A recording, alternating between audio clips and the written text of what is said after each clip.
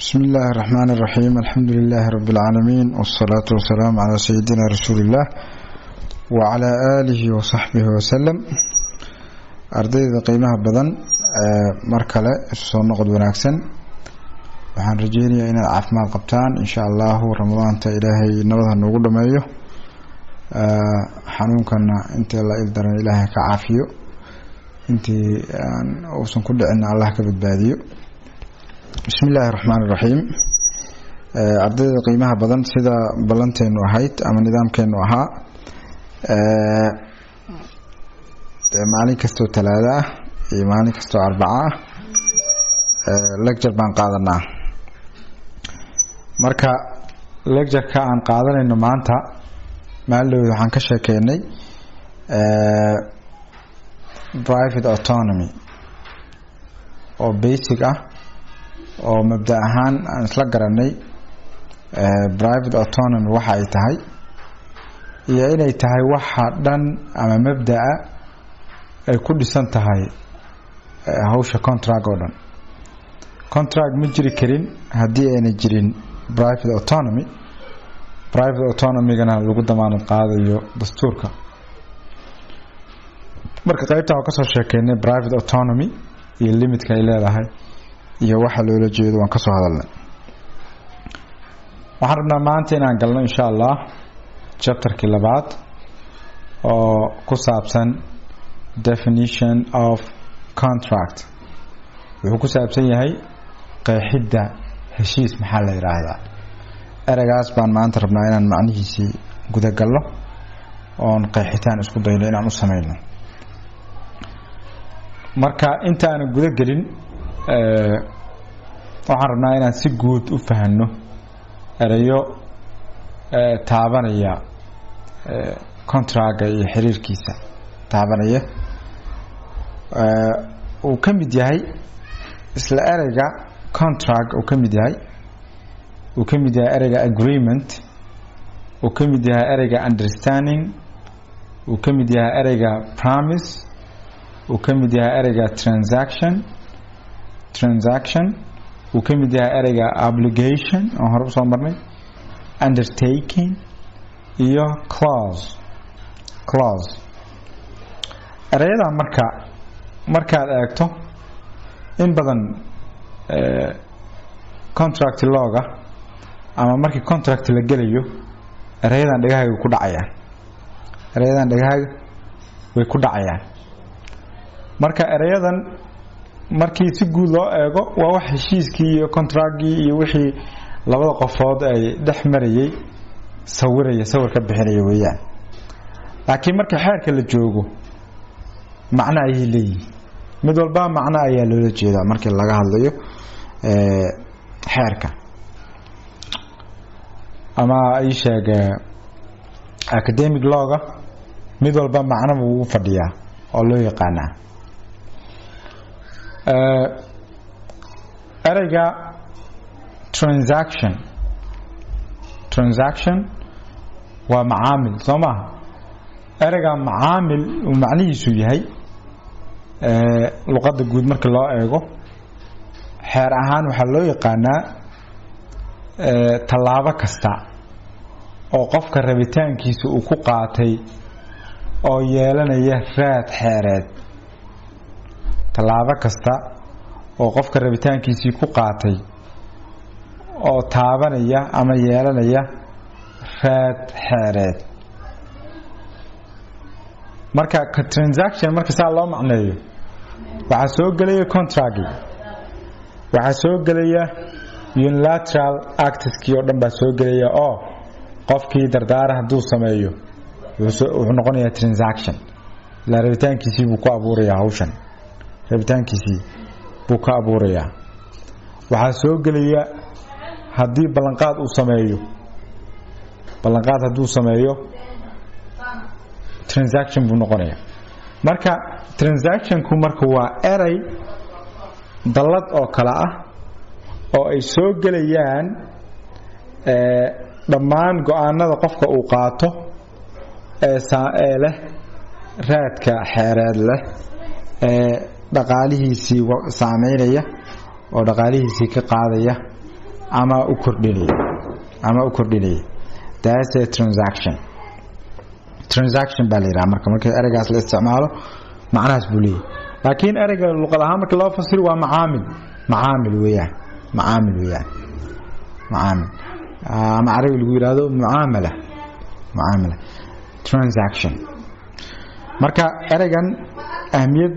taariikheed buu leeyahay oo waagii laissez-faire-ka uu soo baxay kadib baa waxaa qoladan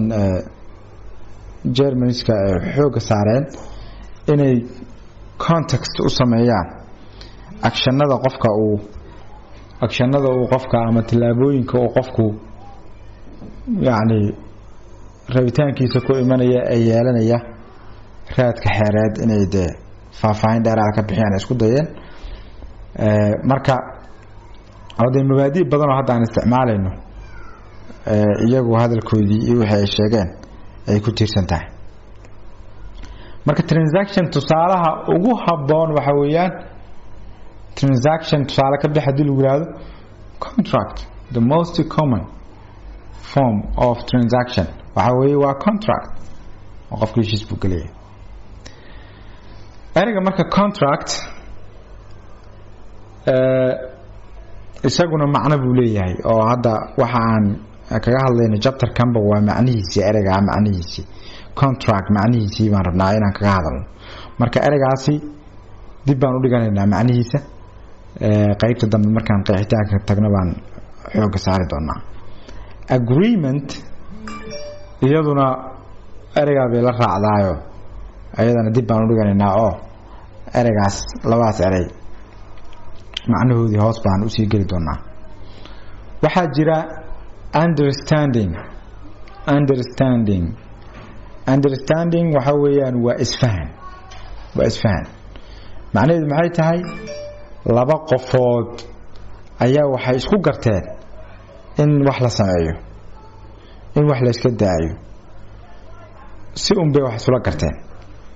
understanding baa leeyahay understanding marka wuxuu u dhigmaa preliminary contract yani heshiis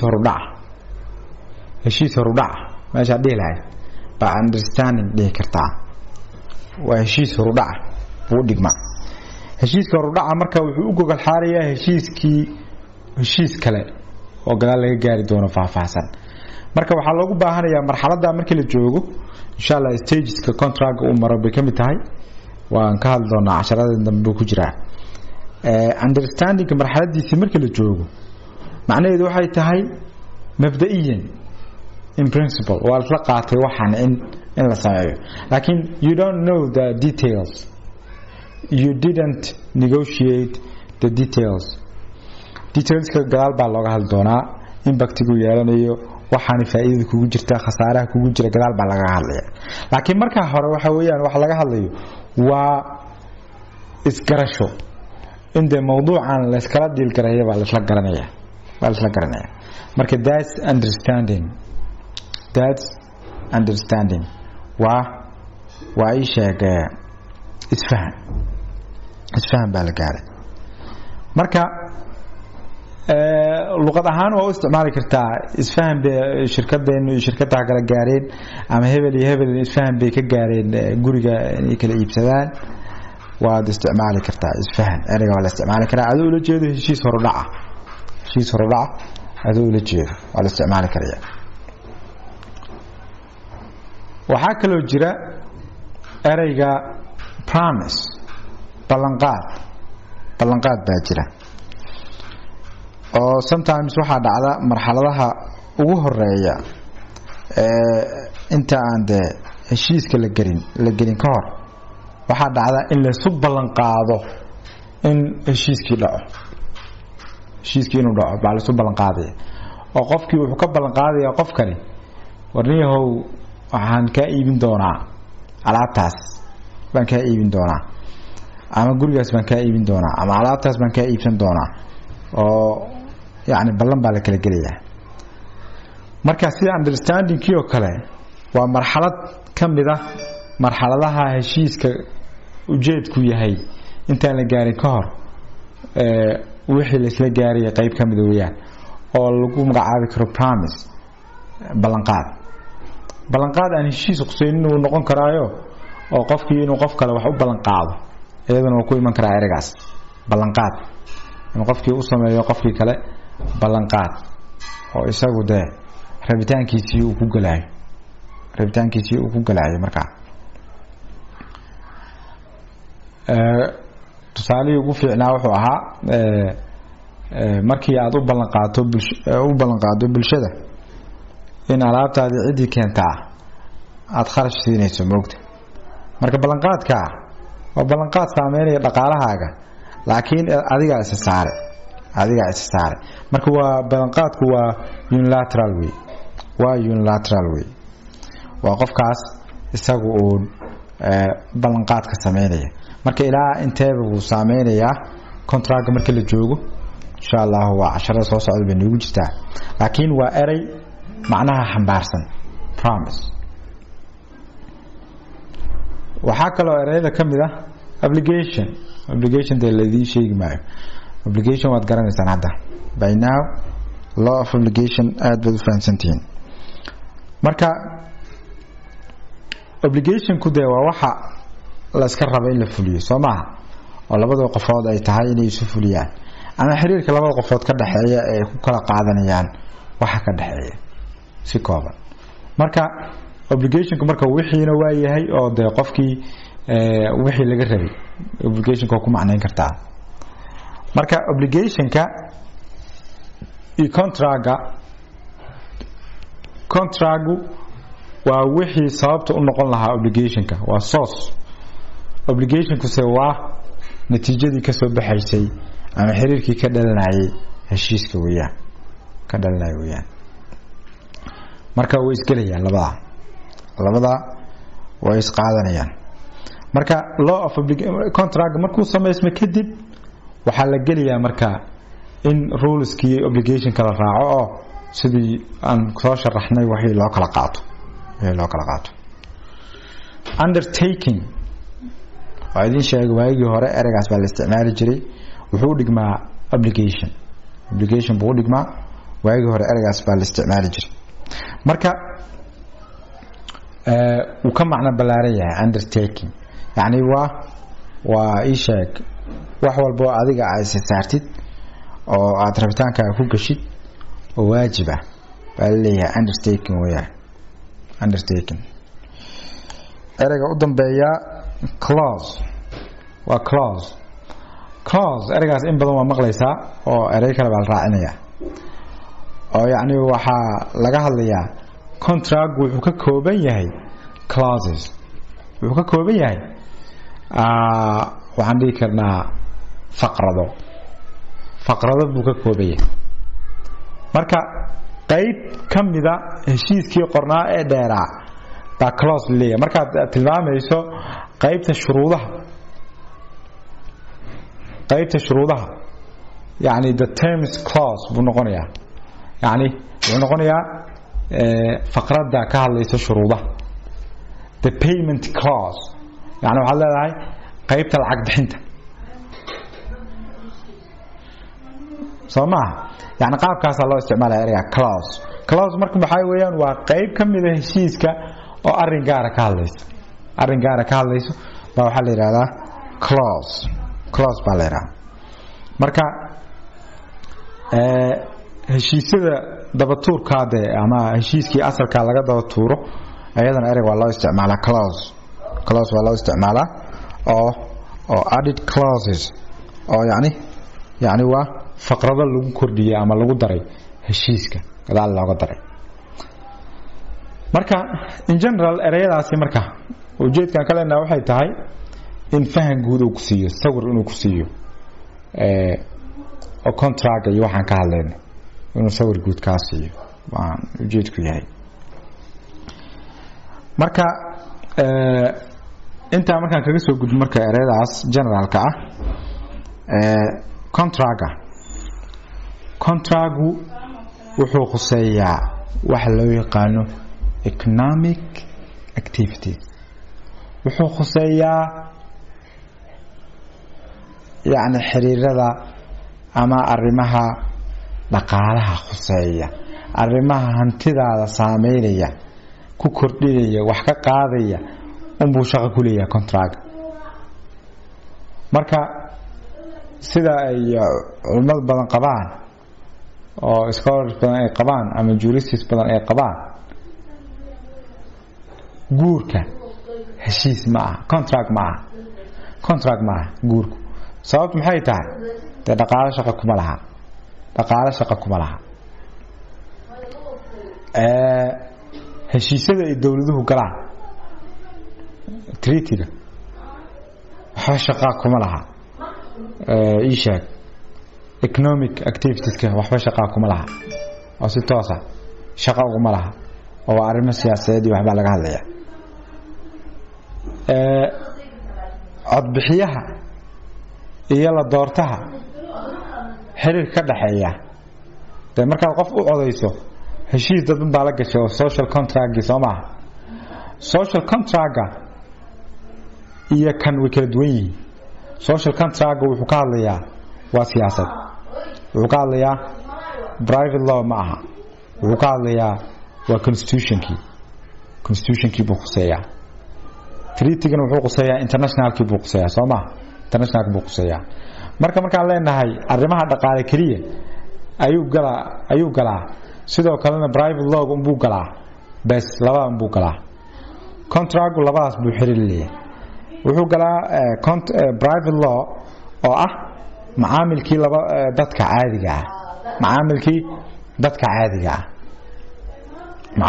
caadiga ah oo macaamilkaasna waa inuu yahay macaamil dhaqaale xiriir la leh labadaas ka fiirinaysaa contract laba arrin buu shaqo ku leeyahay mid waxay tahay inuu private law yahay oo dadkii macaamilkoodu ka hadlayo labo inuu ka hadlayo arrin dhaqaale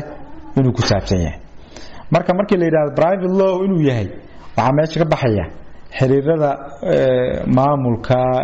iyo kuwa siyaasadda constitutionka iyo ku dhisan iyo internationalka iyo waxa soo ka baxaya marka aad tiraahdo dhaqaale marka aad tiraahdana private ki qayb kamid ah ka baxayso xiriirada kale aan dhaqaalaha shaqada ku lahayn sida guurka oo kale iyaguna waa ka baxayaan contract marka meesha ma galo some people waxa isku dayayaan inay yiraahdaan macnaha guud ee contract uu soo galaya guurka soo galaya waa heshiis laba qofood baa dhacay offer iyo acceptance baa dhacay marka uu soo gali karaa laakiin in general contract marka aan ka hadlayno laba qof oo isguursanaya kama hadlayno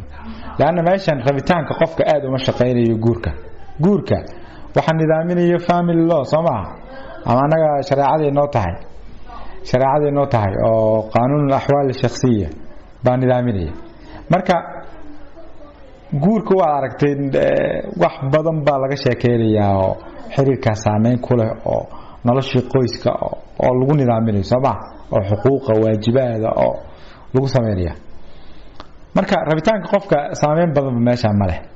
waa sababta ay u leeyihiin contract ma aha contract nidaamkiisa waa la yaqaanaa rabitaanka qofka baa xoog loo shaqeynaya oo uu ku geliya kaga baxaya bedelaya wax badan sameeyaa laakiin meeshan xeerkii baa ku yeernay wax badan oo rabitaankaaga aan ku dhisnayn baa jira marka contract marka labaas baad ka eegaysaa contract wuxuu shaqo ku leeyahay macaamilka dadka dawladda macaamilka dadka buu xiriirku buu nidaaminayaa gaar ahaan macaamilka dhaqaale buu nidaaminayaa macaamilka dhaqaale buu nidaaminayaa marka dawladdii dadku waa macaamilayaan maxaa xal ah waa taan idinkaga soo sheekeeyay dawladdu dhowr waji bay kugu imanaysaa mar waxay kugu imanaysaa iyadoo sovereign ah oo dawladnimadii iyo awoodii dawladnimo isticmaalaysa marka waa inaad u hoggaansato waa dawladdaadii adaa dhistay waa inaad hoggaansanto canshuurta bixiso hawshii ay ka rabta asaasay waajib ku saaraysaa waxa xeerarka dadka lagu qabtaa lagu soo saaro waa saafren marna waxay noqonaysaa dawladii regulator bay noqonaysaa oo hay'adihii administrative ka ahaa baa waxay nidaaminayaan noloshii dhaqaale noloshii caadiga ahaa bay nidaaminayaan regulator waxay soo saarayaan regulation baa soo saarayaa oo lagu nidaaminayo adeega dawladda ay u qabato shacabka iyo shacabka adeega loo qabto iyo sheeg waxa ay kaga baahan tahay shacabka dawladda iyo xiriirkaas lagu nidaaminayo waa regulator marka regulator ayaduna waa sidii saafrenko waa inaad u hoggaansanto markaana hadda u hoggaansami weydo oo nidaamkii guud khalqal bad gelinaysaa waa tilaabo laga qaaday marka waa inaad u hoggaansanto marka saddexaad waxay ku imaanaysaa iyadoo ah juridical person iyadoo ah qof markaas markay qof tahay qof ahaan baad loo macaamilaysaa marka waxay ka iibsanaysaa waxbaad ka iibsanaysaa heshiis baad gelaysaa macaamil baa idin dhex maraya laakiin dawladda markaad la macaamilaysid waa inaad danta ummadana ilaaliso waxaad la macaamilaysid qof maaha in fact qof maaha waa dawladdii marka dawladdu marka sharci baa la isaga celiyaa sharci baa la isaga ilaaliyaa daldalool sharci baa la iska ilaaliyaa marka dawladda aad la macaamilaysid marka qaybtaasi dawladda saasi kugu soo gali kartaa oo qaabkaas ka soo gali kartaa laakiin contract lawga wuxuu khuseeyaa macaamilka marka dawladda markay kula macaamilayso contract aan kula macaamilayso waa qof hay'adaha la mid tahay kale way la mid tahay oo kuma yeerin karto oo awoodeedii sovereignka iyo ma isticmaali karto iyo awoodii regulating powerka ma isticmaali karto marka contractka qaabkaas arrimahaas buu khuseeyaa waa muhiim pointiga inaad fahantaan sidoo kale waxaa jira waxaa la rabaa contract markii environmentiga lagu jiro waxaa la rabaa inuu jiro wax la yiraahdo intention to assume obligations ama intention to create a legal effect waxaa la rabaa inay jirto ku talagal qofkani inuu galo xiriir xeereed oo obligation xeerku aqoonsan yahay uu galo inuu ku talagalay baa la rabaa heshiis kastoo la galo macnihiisu ma aha in la ujeedku yahay in la galo in heshiis la galo macnaheedu ma aha in heshiis la galo oo heshiiskiina uu noqdo heshiis legally binding inuu noqdo macnaheedu ma aha marka heshiis kasta contract ma aha waxaa la eegayaa intention to assume obligation ma jira marka haddii uu la macaamilayo business to business automatically waxaad garanaysaa meesha waxa laga hadlayo waa obligationadii saxda ahaa intention wuu jiraa oo contextiga noo sheegay business to business shirkad kale la macaamilaysa shirkad kale dee lama ciyaarto shirkad kale ma samayso wax dee aan dan dhaqaala ku jirin ma samayso marka assumptionka koowaad meesha la qaadanayo wuxuu yahay in lagu talagalay in la galo heshiisyo lagu binding in la galo in lagu talagalay weeyaan waxaa jiri kara business to consumer or consumer to business yani qofka caadiga muwaadinka iyo waxa isla macaamilaya iyo businesskii halkaasna iyadana macaamilku waa macaamil dhaqaale shirkadu iyo muwaadinkii macaamil dhaqaale buu noqonayaa oo intentionkii meesha uu ka muuqanaya sidoo kale waxaa jiri kara consumer to consumer yani labadii qofood oo caadiga muwaadiniinta ah inay day macaamilaan oo aniga agabkii guriga iil wax kamid baan rabaa inaan iibiyo oo qof kale ka iibinaya yani agabkaasi qof kale hadaan siinaayo macnaheedu ma aha business kaliya oo siinaayo waxa laga yaabaa inaan iska siiyo moogta inaan iska siiyo oo social dimension ka soo gali kara maashi inaan iska siiyo dhici karta marka qaybta dambe socialka saameyn badan buu ku leeyahay oo assumption ka koowaad ma noqonayo ujeedkiinu ahaa in ganacsi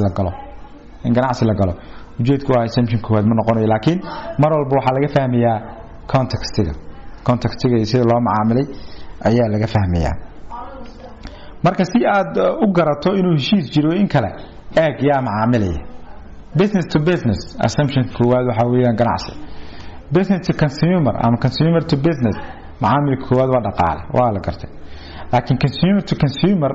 meesha u baahan in hubin badan laga sameeyo mar walba saddexda qaybood aan sheegaba saddexda qaybood waa ka suuragal inuu wixii ganacsi ujeedku ahay laakiin marna assumption-ka koowaad baa ganacsi ah marna assumption koowaad wuxuu yahay xiriirka bulsho oo marka ma aha waliba dadka islaam macaamilaya hadii xiriir family oo ka dhaxeeyo way ka sii duwan tahay oo waxay u sii okaanaysaa inay tahay wax social ahaan dadkii ay istaneynayaan inay yihiin oo shaqadii ay wada qabsanayaan inay yihiin marka waa muhiim intention to assume obligation inuu jiro ama inuu jiro intent to create a legal effect in lagu talagalay in la abuuro raad xeereed in la abuuro oo xeerkii inuu qabanayo in la abuuro in lagu talagalay waa muhiim qaybtaasna waa qayb muhiima oo kamida waa defining feature oo kamida contract inuu jiro inuusan jirin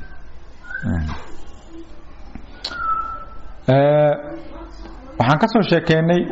private autonomy iyo casharkii hore Soomaa private autonomy ga de qofkii asaga inuu iska turjumo waa la gartay waxa jiri kara wax la yiraahdo collective autonomy in group ahaan rabitaankii loo muujiyo طبعا xeerku wuxuu aqoonsan yahay collective contract inuu jiri karo oo shaqaalaha ah oo ay soo saarayaan yaa soo saaraya termska yaa soo saaraya qoladii unionka baa soo saaraya qoladii shaqaalaha ururkii shaqaalaha yaa soo saaraya marka ururkii shaqaalaha shuruudaha ay soo saarayaan mashruudo dadkii shaqaalihii oo dhan mid looga soo qaaday rabitaankoodii ma waa wax majority-goodii isla ogolaadeen oo union-koodii go'aankiisii ah so shuruudaas way qabanaysaa marka shaqaalaha oo dhan qof shaqa looma weydiin rabitaankiisa laakiin maadaama uu qofkani ka tirsan yahay unionka way qabanaysaa unionku ka tirsan yahay go'aanada uu qaato unionkana waa qabanaysaa marka waa collective autonomy wax la yiraahdo jira oo private autonomy-ga la socda marka waxaan rabnaa inaan qeexitaan rasmi ah inaan u sameeyno contract. What is a contract? Muxuu yahay contract? A contract heshiisku is an agreement waa heshiis la wargaaray through meeting of the minds between two parties whereby one binds himself with respect to another to give something or to render some service. Contractigu waa heshiis loo marayo isfahanka ama kulanka maskaxda labada qofood ee heshiiska galaya halkaasoo qofku uu ku waajibayo naftiisa marka loo eego qofka kale asagoo tixgelin siinaya in uu siiyo wax ama inuu hool u qabto inuu wax siiyo ama inuu hool u qabto buu isa saaraya marka contract waa heshiis loo marayo inay kulmaan ama ay iswaafaqaan maskaxda labada qofood oo subject matter-ka laga heshiinaya isku waafaqaan oo qofku isku saaraya marka qofka kale loo eego in uu wax siiyo ama howl u qabto waa ka marka obligation-kii aan ka soo hadlaynay oo ahaa legal necessity to give, to do or not to do. xaggan waxaan ka hormarinaynaa meeting of minds between the two parties. يعني maskaxdii labada qofood baa kulmaya. maskaxdii labada qofood baa kulmaya. oo maxay kulmayaan? inuu wax siiyo, inuu wax u sameeyo, inuu joojiyo wax gaar uusan sameyn, ka joojiyo. waa ka marka waa meeting of minds,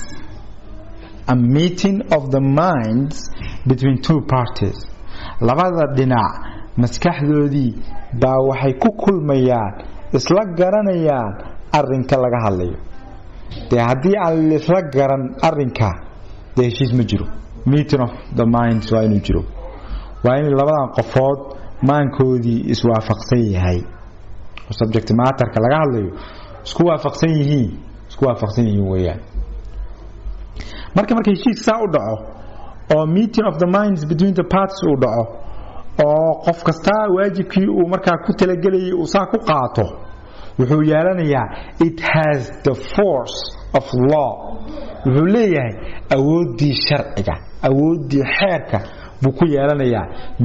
between the contracting parties. dhinacyada heshiiska gelaya wuxuu ku yeelanayaa the force of law, the force of law. يعني wuxuu yeelanayaa awoodii xeerka, asaga xeer u ah. arigu waxa lagu yiraahdaa al-aqdu shariicatu al-muta'aqidayn. aqdigu waa xeerka qabanaya labada ku heshiiyay. al-aqdu shariicatu al-muta'aqidayn. marka it has the force of law between the contracted parties. waa qayb raadka koowaad oo ka dhalanaya weeyaan. raadka kale la iska rabo waxa weeyaan and should be complied with in good faith. waxaa la rabaa si niyad sami leh in loo fuliyo oo loogu hogaansamo heshiiskaas. si niyad sami leh in loogu hogaansamo loo fuliyo baa la iska rabaa. marka waxaan nidhi contract wuxuu yahay waa a meeting of the minds between two parties where one binds himself with respect to another to give something or to render some service. It has the force of law between the contracting parties and it should be complied with in good faith. waa in loogu hogaansamaa heshiiskii la galay, maadaama awoodii xeerad uu leeyahay. waa in loogu hogaansamaa si niyad sami leh. mabda'a niyad samida insha Allah casharkeena bari baan asaga ka hadli doonaa. mabda'aas baan ka hadli doonaa bari insha Allah hadii Ilaahayna gaarsiiyo. marka awood xeerad buu leeyahay oo asaga sharci u noqonayo oo sharci kale ma jiro. buugaad qorateen, documentigii aad qorateen baa idin qabanaya oo la idinku qaadaya oo maxkamadii ay fulinaysaa oo qofka kale lagu fuliyaa moogta. marka private autonomy si wanaagsan bay u muuqataa meesha Soomaa. rabitaankaaga wax ku gashay moogta. rabitaankaagii baa xeerka ku soo saaray. haddaad heshiis gal lahayn miyaa lagu fulaa? maya. haddaad gasho laakiin waa lagu fuliyaa. marka xornimadaadu waxay ku egtaa markaad heshiiska gashid. wixii ka dambeeya xeer bay noqonayaan. wixii xeer bay kugu noqonayaan oo sidaa baa lagu fuliyaa. marka waxaan rajaynayaa in qeexitaanka uu cad yahay. markii la eego contract markii la eego macnihiisa oo kooban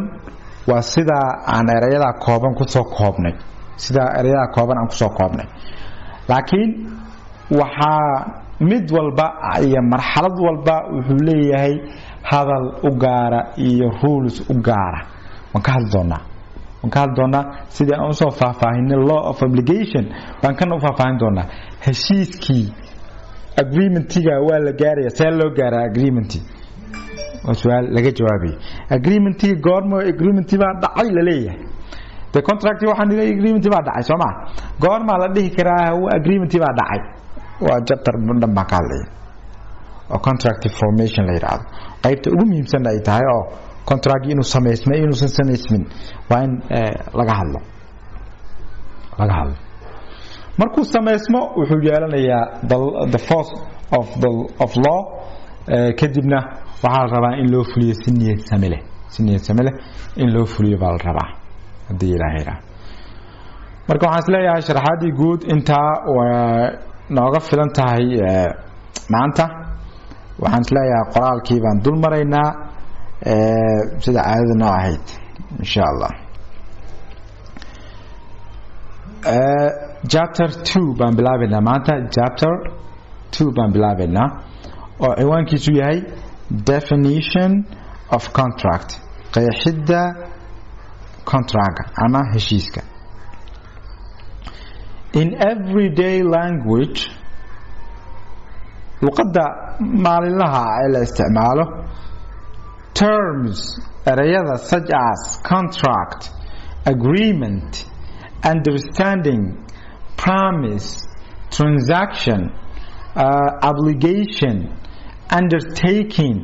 and clause erayadaas are used ayaa loo isticmaalaa in loose and overlapping ways waxaa loo isticmaalaa qaab ay isdul fuulayaan oo iska furan moogtaan baa loo isticmaalaa oo ereygan markuu qofka isticmaalayo kuma baraarugsana macnaha precise-ka ah ee uu leeyahay ereygan qaanuun ahaan in legal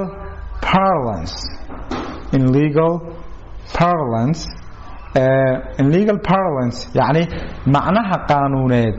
أما معناها حيرات they each have erey kasta wuxuu leeyahay a precise use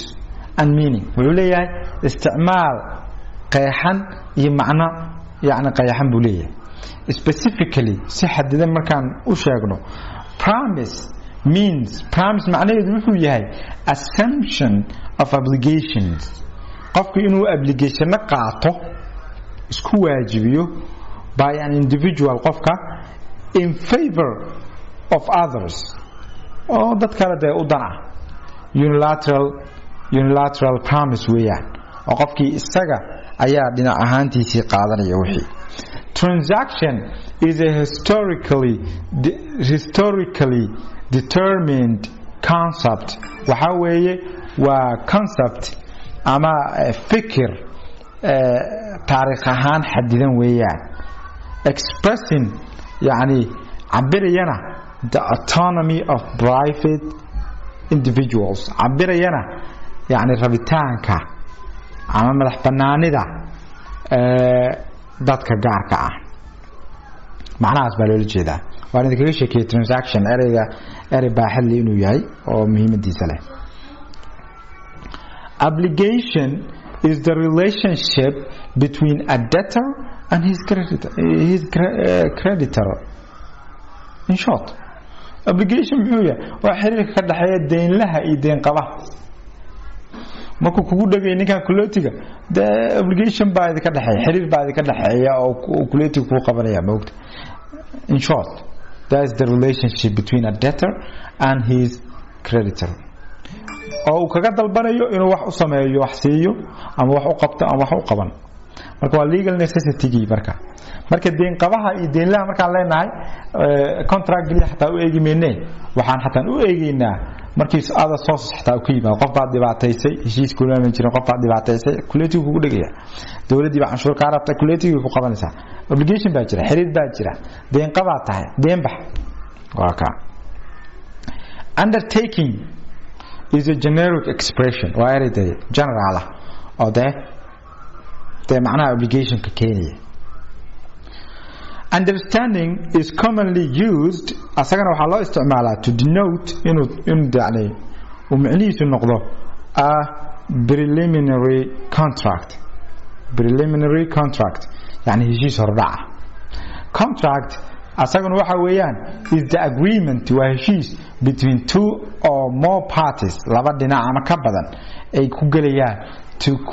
to create inay abuuraan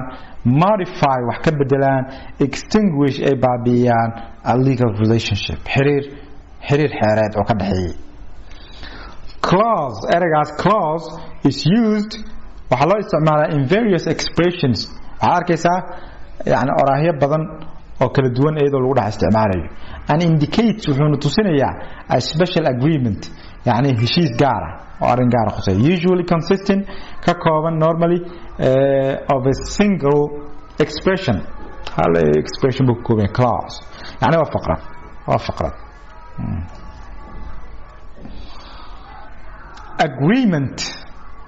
agreement can apply to any meeting of minds of legal significance. Agreement waxa soo gali kara any meeting of minds of legal significance. Yani heshiis kasta ama isgarasho kasta laba qofood maankoodii isgarto oo hal arrin isku gartaan oo leh ahmiyadda xeereed leh legal significance leh. Legal significance waa idin sheegay wuxuu ku yimaadaa xiriirada dad ka dhaxeeyo dhan muhiim ah xeerku xiriirada qaar buu aqoonsanayaa oo wuxuu aqoonsanayaa waxay muhiim u yihiin nidaaminta nolosha marka xiriirkaas wuxuu arkayaa inuu muhiim yahay markaas ka hadlayaa uu leeyahay hadii labada qof saa yeelaan saa weey saas baa loo dhaqmayaa ama saa loo kala saaraya marka legal significance waxa weeye macnihiisu waxa weeyaan waa aqoonsiga ama ka hadalka oo xeerku ka hadlo xiriir gaar ah ama arrin gaar ah uu ka hadlo ka hadlidaas uu ka hadlayo xeerka darteed yaa waxay siinaysaa waxaasi legal significance yani ahmiyad xeereed bay siinaysaa way marka agreementii waa more generic oo ka balaaran laakiin macna ahaan uu iska agdhow soo galiyaa laakiin agreementiga balaaran and is used fairly generically waxaan loo isticmaalaa yani inta badan yani si guud baa loo isticmaalaa ereyga agreement contracts marka heshiisyada are the means waa isheeg wadada whereby halkaas individuals dadka and groups iyo groupada such as associations and companies undertake ay ku galaan economic activities ay yani ku galaan ama isku saaraan economic activities yani dhaqdhaqaaqyo dhaqaale isku saaraan there also waxa jira legal transactions baa jira or without economic motives aan lahayn yani ujeedo dhaqaale aan lahayn such as marriage sida guurka kale but there are the exceptions laakiin waa exception bay ka yihiin oo private lawga normally contract wuxuu saaraya laakiin qaybta kale xiriirka kale oo dadka ka dhaxeeya oo rabitaan ku imanayana sida guurka kale de kamid maaha oo exception bay ka noqonayaan contract area kuma jiraan marka ama contract zone soo magalaya entering marka in la galo into a contract or promise in heshiis la galo ama in ballanqaad la galo signifies waxay yani muujinaysaa an individual's intention qofka rabitaankiisii uu ahaa to assume obligations inuu de waajibaad qaato contract in la eego marka heshiiska yani in la galo macnaheedu wuxuu ka dhigan qofka wuxuu ku talagalay inuu waajib qaato marka hadduu ku talagalka jirin contract ma jiro thus marka sidaas contract and promise are expressions waa yani cabiraad ama ay sheeg ka turjumayaan of an individual's will and autonomy qofka rabitaankiisii iyo madax banaanidiisii bay ka turjumayaan way contract marka in common parlance too sidoo kale marka si guud loo eego is synonymous wuxuu la u dhigmaa synonymous wuxuu u dhigmaa with an economic dealing in short markii macnaha guud la eego contract macnihiisu waxa waa economic dealing macaamil dhaqaale weeyaan. Contract is indeed an affair waa arrin ka dhaxeeya between private persons dadka gaarka ka dhaxeeya to regulate inay nidaamiyaan uga dhaxeeya private interests dana gaara. Individuals dadku marka avail themselves waxay naftooda uga faa'iideeyaan of their freedom of contract waxay naftooda uga faa'iideeyaan xorriyadda ay haystaan ee heshiisgelidda in concluding inay soo gabagabeeyaan ama ay go'aansadaan such dealings yani macaamilka noocaasa. A collective labor agreement heshiis wadareedka shaqaalaha on the other hand is a manifestation of collective autonomy waa wax muujinaya collective autonomy heshiiska shaqaale ee wadajirka ah. A contract heshiiska marka is an agreement waa heshiis طبعا anaga Soomaaliga waa iska faqiiro dani contract heshiis baan leenahay agreement heshiis baan leenahay waxaan ku kala duuno ma hayno laakiin macnaha aan kala jeedno waxay tahay contract erayga la qeexayo weeyaan erayga macnihiisa inaan fahanno aan rabno weeyaan marka erayga aan naqaana ku fasirina luqadda caadiga ee ah agreement heshiis marka erebixin baan u baahanahay erayga contract aan Soomaaliga u helno luqadda guud erayga heshiis baa la isticmaalayaa laakiin contract maaha is not any agreement maaha waa special agreement marka waa in erebixin u helno erayga contract waa in erebixin u helno dadka Soomaaliga ku fiican iyo suugaanleyda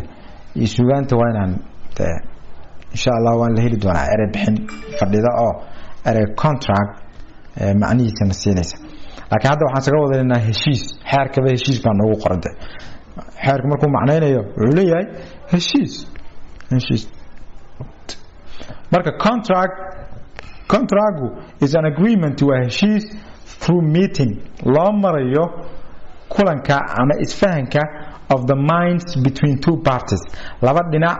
maskaxdoodii ama maankoodii oo kulma macnaha waxaa loola jeedaa isku garta hal arrin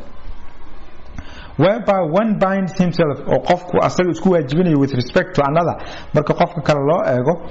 to give something or to render some service inuu wax siiyo ama adeeg qabto. It has wuxuu leeyahay marka contract markuu sameysmo the force of law between the contracting parties labada dhinac ee heshiiska galayay wuxuu ku leeyahay awood xeereed oo u dhaxeeya weeyaan ay asaga xeer u ah it is the law between them. العقد شريعة المتعاقدين عقدiga waxa weeyaan waa ishaq heshiisku waxa weeyaan waa xeerka u dhaxeeya dadka heshiiyay asa xeer oo lagu qaadaya and it should be complied with in good faith waa in loo hoggaansamaa si niyad same maxaa tahay waan ka sheekeyn doonaa cashirka birito insha Allah. The term marka erayga force of law in the definition ee qeexitaan ku jira refers wuxuu tilmaamayaa to the legal aspect of an agreement as a contract wuxuu tilmaamayaa in heshiiskii uu yeeshay dhinac xeereed uu noqday contract uu noqday buu ku sheegay. This means taa macnaheedu waxay tahay you can go to court waxaad aadi kartaa maxkamadda and ask for a civil action waxaana weydiisan kartaa in tilaabo madaniya la qaado in case of non-compliance with the contract haddii aan loo hoggaansamin heshiiskii marka any agreement marka heshiis kasta without the force of law aan lahayn awoodda xeereed and not contracts ma aha heshiis but merely personal or social agreements waxa weeyaan waa heshiisyo bulsho oo iska caadiya ama heshiis shakhsiyeed baa iska dhigi karaa wax iska shakhsiyeed oo aan maxkamadii aysan enforce gareynin oo aan lahayn awoodii xeer aan lahayn marka awoodda xeer soo u yeesho waxa uu muhiimsan waxay ahayd aan soo marnay waxay ahayd intention inuu jiro to create a legal effect inuu jiro ku talagal in la galo heshiis contract in la galo. In modern civil codes xeerarka madaniga ee casriga ah one may differentiate qofka aqoonyahanada qaar waxay kala saarayaan between agreement and contract waxay kala saarayaan heshiiska iyo waxay kala saarayaan iyo contract bay kala saarayaan labada erey bay kala saarayaan. The former belief kan hore waxa weeyaan a meeting concurrence waa in ay kulmaan ama iswaafaqaan of minds in creating in la abuuro isku waafaqaan transmitting in la gudbiyo oo la wareejiyo isku waafaqaan modifying wax laga bedelo isku waafaqaan or extinguishing ama in meesha laga saaro isku waafaqaan an agreement. ana waxay leeyahay haddii heshiiska uu ku dhacay obligation in meesha laga saaro obligation la abuuro si general obligation bay dhankiisa ka eegayaan haddii dhanka laga eego waxay leeyihiin de waxa weeyaan waa agreement hadduu qaabka yahay. For example salahan a contract of sale heshiis wax kala iibsi is an agreement waa heshiis which created kaas oo abuuraya an obligation abuuraya waajib and is equally binding wuxuuna si siman u qabanayaa on the seller and the buyer wuxuu qabanayaa qofka iibiyaha iyo laga iibiyaha labadaba uu qabanayaa si siman buu qabanayaa. marka waa agreement buleys marka waxa moodaa marka macnaha ay qaabka u dhigaya marka waxa guda weyn marka agreement طبعا waana eraga guda weyn eraga agreement baa guda weyn. Modifying marka in wax laga bedelo an obligation includes waxa kamid ah such a condition or period that has been agreed upon later heshiiskii baa la galay kadib baa waxa lagu heshiiyay in shardi lagu sii xiro ama waxa lagu heshiiyay in muddo loo qabto wixii that's a modifying. sidoo kale extinguishing waxa an obligation may be achieved waxa lagu suurtagelin karaa through performance wixii in la sameeyo specific performance in la sameeyo kale or equivalent ama wax u dhigma whereby an obligation becomes uu noqonayo extinct yani wax go'ay oo baaba'ay uu noqonayo. marka macnaha marka eegto marka ayagu agreement waxay leeyihiin waxa weeyaan waa labada qofood inay isku gartaan obligation kaas in laga macaamilo obligation la abuuro in laga takhaluso in wax laga bedelo waa ka. On the other hand marka dhanka kale la eego the contract has wuxuu leeyahay a narrower meaning than agreement macna xoogo ka yara kooban macnaha agreement yani waxa baaxad leh broader meaning waxa leh agreementiga. It's the concurrence of minds in creating or modifying an obligation labaas bay ku soo koobeen yani contract waxa la yiraahdaa heshiis obligation markii la abuurayo ama marka wax laga bedelayo baa la yiraahdaa laakiin obligation in la wareejiyo obligation in the la baabi'iyo agreement baa leenahay contract dhimeen. Therefore every contract is an agreement marka contract kasta waa agreement not all agreements are contract laakiin dhammaan contractyadu ma aha agreements ma aha contracts ma aha. Though this differentiation kala saarista marka is not important with regard to legal value malaha wax qiimo xeereed malaha kala saarida wax qiimo badan oo ku jira ma jiraan like just you need to know it for academic purposes iska ogaada just inay the agreement iyo contract inay farqiga u dhaxeeyo inay ogaataan academic value baa ku jira laakiin kuma jirto legal value kuma jiro oo markii la eego obligationkii in laga takhaluso heshiis baan ku galnay contract baan ku galnay waa isku macnade mar walba bind wuxuu ku qabanaya. We can conclude marka waxaan marka ku soo ururin karnaa that contract inuu yahay a meeting of minds inuu yahay contractu inay de maskaxdii labada qofood inay kulmaan oo isla gartaan arrinka in creating a legal effect in raad xeereed la abuuro baa la isla garanaya whether this effect ha noqdo raadka is creating ha noqdo transmitting ha noqdo modifying ha noqdo or extinguishing an obligation ha abuuro ha wareejiyo waxa ka bedelo ama ha baabi'iye wuxuu rabaa noqdo effectigaaga adu muhiimadu waxay tahay labadeena inaan isku garanno in la sameeyo raad qaanuuneed inuu dhaco oo de saameyn dhaqaale lagu leeyahay moogta marka if you want hadii aad rabtid marka to have a binding contract inaad haysatid ama aad gashid heshiis qabanaya dhinacyada it's mandatory waxa khasab ah marka that there be an intention to create a legal effect waa inuu jiro ku talagal in la sameeyo in la abuuro raad xeereed which could be derived kaasoo yani laga qaadan karo laga fahmi karo from the circumstances and the context baa laga fahmi karaa qaabkii aan u sheegnay oo ahaa business to business business to consumer to consumer dhankaasna waad ka eegi kartaa oo wax badan baa ka fahmi kartaa qaybtaasna marka waa in contextiga la eego marka or else haddii marka contextiga uuna tilmaamaynin in heshiis jiro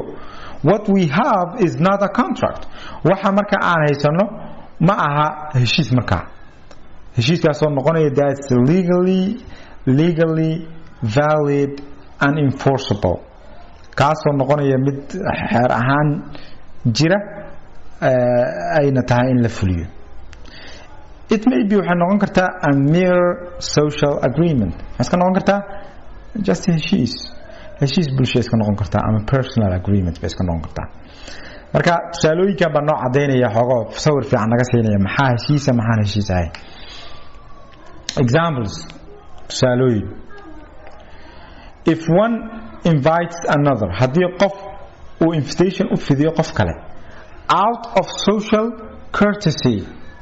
asagoo de nidaamkii de ilaalinaya bulshada oo de xaflad baa qabtaa ama nidaam baa qabtaa qofka dariskaaga saaxiibka inaad u yeerto de social courtesy baa ku jira waxa ku jirta mujaamala ku jirta ina qofkii de aad wuxuu ka filay u sameeysid moogta wuxuu ka filay u sameeysid marka social courtesy ayadoo la raacayo buu qof kale casuumi and the invitee qofkii la casuumana accepts uu aqbalay there is no intent to create a legal relation meesha ma jiro rabitaan ah ama ku talagal ah in la abuuro xiriir xeereed so if the inviter hadii marka qofkii wax marti qaaday or the invitee ama qofkii la marti qaaday breaks his or her promise balanqaadkii uu sameeyo inuu imanay ahayd ama inuu hawsha qabanay ahayd inuu haduu ka baxo there would be no legal responsibility ma jirto marka yani mas'uuliyad xeereed ma jirto marka oo ninka uu invite gareeyay cashadii buu baajiyay maxkamadda tagay oo dacweynaya ma jirto no kuma dacweyn kartid hawshaasi waxa weeyaan dhinac bay u dhacday oo ujeedkuba meesha ma noqon karayo de cashaban ku casuumay ma xiriir xeereed baan galeynay maya tusaale kale when a company agrees markii shirkadu ay kula heshiiso with an employee qof shaqaalaheed kamid ah kula heshiiso to provide him inay siiso or her with food and other necessaries at a distant workplace haddii ay shirkadu kula heshiiso shaqaalaheedii inay siiso cunto iyo waxyaabaha kale oo asaasiga u ah qofka meesha lagu shaqeynayna ay tahay meel fog oo ka fog de meesha adeegyadii caadiga qofka ka heli lahaa that agreement would be legally binding wuxuu noqonayaa heshiis khasab ay tahay in la fuliyo de meeshii waxa yaala contextiga baa noo sheegaya qofkani de heshiiska markaa la gelaysay waxaad ku tiri cuntada qada iyo quraac waxaad ku leedahay warshada meesha ku taalo waa ka meesha ku leedahay marka qadada iyo quraacdii heshiiska kamid tahay waa laga rabaa waajib bay kugu tahay hadaad sameyn weydo magdhab baa laga rabaa marka cunto baa siinay cuntadii just waxa iska ahayd lama dhihi karo businesskii iyo qofka caadiga baa macaamilaya if a hotel agrees uu ogolaado marka uu ogolaado a per night price yani heshiis yani 24 saaca including ay ku jirto breakfast and lunch qadadii iyo quraacdii ay ku jiraan it's a binding undertaking waa ballanqaad waaj marka qabanaya labada dhinac qabanaya oo quraacdaadii way ku xisaabantay cunha ma cunin laga rabaa a friend qof saaxiiba may freely provide services to his friend qof saaxiibkiisa kale wax badan buu sameeyaa without the intention of incurring legal obligation asagoo de ujeedkuna ahaynin inuu de waajib isa saaran ahayn marka saaxiibka yani ilaa waa ay ballan qaadeen maxkamadda ku geeliya ma jirto oo de waa social issue relation waxa when a farmer qof beeraley ah promises wuxuu ka ballan qaaday to his neighbor deriskiisa that he will help him free of charge at harvest time wuxuu yidhi niyow beerta markay kuu soo go'ayso oo ku caawin doonaa waxna lacag kaama rabo or a doctor baa offers to treat a friend without a fee ama dhakhtar baa wuxuu yani soo bandhigay inuu daaweeyo qof saaxiibkii ah lacagna kama qaadayo or a person qof baa offers to his friend that he will pick him up from the airport qof saaxiibkiisa wuxuu u ballan qaaday inuu de airport ka soo qaadayo these agreements marka oo arrangements heshiisyada noocaana do not imply a legal obligation yani si automatic ogama muuqanayso inay yihiin wixii heshiis xeereed but if there is a mutual intention haduu jir marka ku talagal labada dhinac ah to create a legal effect it would be as such sidii bay noqonaysaa if family members agree haddii reerkii qoyskii xubnihiisii ay on something waxbay ku heshiiyeen wiilkii waalidkii walaal kale waxbay ku heshiiyeen they usually don't intend to incur legal obligations reerku markay macaamilayaan ballanqaad bay sameeyaan waxa ma ku siinaya waxa ma ku sameeyay waxaan yeelaya ujeedkoodu ma aha inay obligation galaan the son wiilka working with his father in his craft wiilka abi kala shaqeynaya shaqadiisa the wife helping her husband gabadha caawinaysa ninkeeda ama saygeeda in conducting business shaqadii ganacsigiisa ka caawinaysa the father that promises his son a prize if he passes the exam adag u ballan qaaday wiilkiisa ishaag abaalmarin hadduu ku baaso imtixaanka they do not intend to enter into a legal relation kuma talagelayaan dadkaasi inay galaan legal relation inay galaan kuma talagelayaan however a son may work wiilka waxa laga yaabaa may work for his father abis u shaqayn karaa a wife and her husband may become business partners waxa laga yaabaa gabadha iyo saygeeda inay noqdaan dad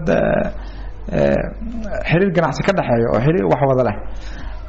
and one may promise waxa laga yaabaa qofku inuu ballan qaado a reward to whoever presents a best design for a house he's building waxa laga yaabaa qofku inuu ballan qaado inuu de abaalmarin siiyo cidii u keenta yani designka ugu quruxda badan ee guriga uu dhisayo and his son wins the prize wiilkiisana ku guuleysto xaq buu yeelanayaa adiga maada dhihi wiilkayga kuma jireen waxa tiri cid kasto ii keenta best design waxaan siinayaa abaalmarin wiilkayga baa best design keen wax xaq buu leeyahay oo ka qaadanaya marka this is complicated markay family matterka uu soo dhaxgalo gaar ahaan yani assumptionka koowaad ma aha in heshiis la gelayo oo saameyn raad xeerar in la gelayo ma aha laakiin contextiga xadidi kara in wixii sidaa yihiin inaysan ahayn contextiga baa xadidi kara marka as a general rule not all agreements with the intention of legal effects are contracts ma aha dhammaan heshiisyada loogu talagalayo in raadad xeerar lagu sameeyo inay contract yihiin ma macnaheedu for a contract to exist contract si uu jiro it must relate waa inuu xiriir leeyahay arinku to the private law inuu yahay waay and be in the context of economic dealings sidoo kale in waxa laga hadlayo ay tahay macaamilkii dhaqaale inuu yahay waay tusaale ahaan a treaty heshiiska dawladuhu galaan is an agreement waa heshiis between states dawladaha ka dhaxeeya parliamentary representation matalaada baarlamaanka is an agreement between the member and his constituency waa heshiis ka dhaxeeya qofka xubinta baarlamaanka ku jirta iyo deegaan doorashadiisii an appointment to a public office in xafiis public lagu magacaabo is an agreement between the official and the government dawladii iyo qofkii baa ku heshiiyey marka contract mihi waxaas these agreements are not contracts because they belong waxay xiriir la leeyihiin ama ay khuseeyaan the public international constitutional and administrative law this is not private law ma ahate marka maadaama xeerarka la xiriir la leedahay so contract lama dhahay marka so are marriage and adoption agreements sidoo kale waxaa la mid ah heshiiska guurka ama heshiiska ilma qaadashada dabcan adoptionka shareecadu waa ma ogola marka adoptionka dadka ogol xeerarka ogol haduu jiro in the sense that they do not pertain to commercial dealings war xiriir ganacsi ma waxaan hadaan xiriir ganacsi ay ahayn marka wax shaqo kuma laha dhankan contractor wax shaqo kuma laha marka a contract is the one of the sources of obligation waa mid kamid ah ilaha obligationka an obligation is the recap aan ugu celinayna an obligation is the juridical necessity that results waa baahida xeereed dhalanaysa markii when a contract is completed or perfected waa markii heshiiska la dhameystiro though not all obligations arise from contracts inkastoo ayna heshiisyada waajibaadka dhan ayna ka dhalinin contract kaliya oo ila kale ay jiraan the obligation that arises from contract is called waxa loo yaqaanaa conventional obligation baa la yiraahdaa obligationka ku dhisan rabitaanka in a nutshell haddaan soo koobno marka a contract waxa weeye is a meeting of minds between two persons where one binds himself with respect to another to give something or to render some service it's a juridical convention waxa weeyaan waa rabitaan waa heshiis rabitaan ku dhisan oo xeereed manifested in legal form lagu muujiyay qaab xeereed by virtue of which one or more persons bind themselves in favor of another or others or reciprocally or to the fulfillment of an obligation to give, to do or not to do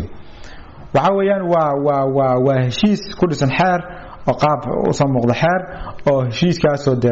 hal qof ama ka badan ay isa saarayaan ayagoo dad kale loo eegayo ama dantooda ka shaqeynaya ama si isdhaafa reciprocally to the fulfillment waxay saarayaan marka inay fuliyaan obligation to give, to do or not to do marka contract is one of the sources of obligation while the latter is the legal relation itself contract waxa ilaha obligation ku kamid yahay laakiin obligation ku waxa weeyaan waa xiriirkii dhalanayay laftirkiisa meesha ka jiray contract is the very agreement waa heshiiska laftirkiisa of the parties dhinacyada ay galaan waa heshiiska labada dhinac ay galaan laftirkiisa waxa la yiraahdaa contract while the obligation is the remedy obligation kun uu yahay yaani halka which the law affords for its enforcement oo xeerku uu siinayo ama ogolaanayo si loo fuliyo contract example of contract to give something tusaalaha yani contract wax la siinayo qof A offers to sell to B A wuxuu soo bandhigay inuu ka iibiyo B his 1995 Toyota Corolla car inuu ka iibiyo gaarigiisii Corollada ee Toyotada ah ee 1999 ah wuxuu kaga iibinayaa for $5,000 buu kaga iibinayaa. B accepts the offer, B baa aqbalay for such amount buu ku aqbalay, marka the contract has been formed. Contract saas buu ku samaysay marka. Since there's a contract, maadaama heshiis uu jiro, A must deliver the car to B, A waa inuu B gaarigii siiya, but the latter